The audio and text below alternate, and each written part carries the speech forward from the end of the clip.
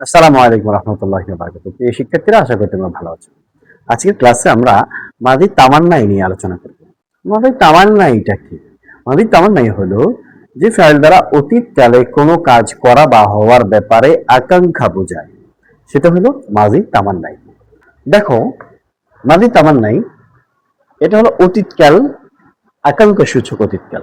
আমরা বলেছিলাম যে অতীতকালে কোনো কাজ করা বা হওয়ার ব্যাপারে আকাঙ্ক্ষা বোঝায়, আশা বোঝায়, সেটা হলো মাদি তামান্নাই।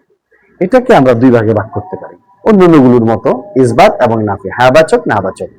সেই আবার ইসবাত এবং নাফিকে আমরা আবার মারুফ মাজুল হিসেবে আরো দুই ভাগে করতে পারি।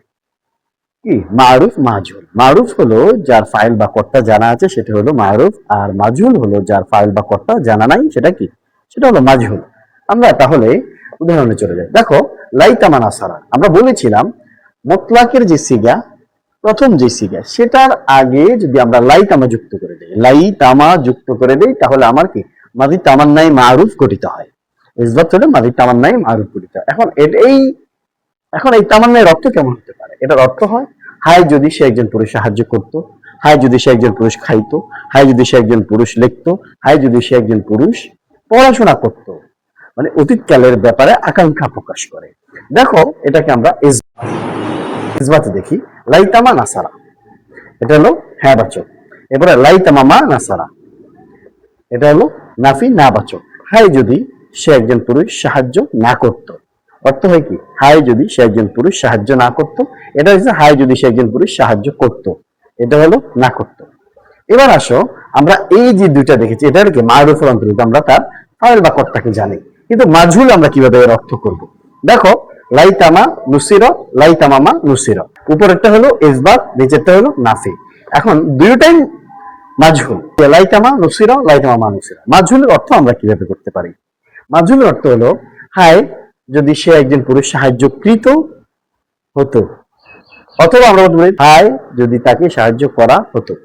এবার হলো লাইতামামা নুসিরা, অথবা হায় যদি তাকে সাহায্য না করা হতো। এটা হলো মাজহুলের অর্থ। এবার আমরা উদাহরণে চলে যাই, যেমন লাইতামা নাসারাত, লাইতামামা নাসারনা। এবার লাইতামামা তলাপ্তা, লাইতামামা তলাপ্তি। এরপর হলো লাইতামামা জুকিরতুন্না, লাইতামা জুকিরতুন্না, লাইতামামা জুকিরতুন্না। এই যে এই প্র্যাকটিস গুলো আমরা করেছি, এই প্র্যাকটিস গুলো যদি আমরা করি, তাহলে কি আমাদের ঝামেলা থাকার কথা নয়। আমরা লাইতামা দেখলেই আমরা বুঝতে পারবো যে এটা হলো মাদি তামান্নাই। এটাকে আমরা খুব স্পষ্টভাবে মনে রাখতে পারবো। লাইতামা দেখলে আমরা বলবো এটা কি মাদি তামান্নাই। যেমন অন্যান্য সিগে গুলোর শুরুতে লাইতামা যুক্ত হয়েছে, এবং লাইতামা যুক্ত হলে অর্থটা হয়ে যায় হায় যদি সে একজন পুরুষ করতো, খাইতো, সাহায্য করতো। এভাবে আশা করি সমস্যা থাকার কথা নাই। তোমরা ভালো থাকবে, সুস্থ থাকবে। আসসালামু আলাইকুম রহমতুল্লাহ।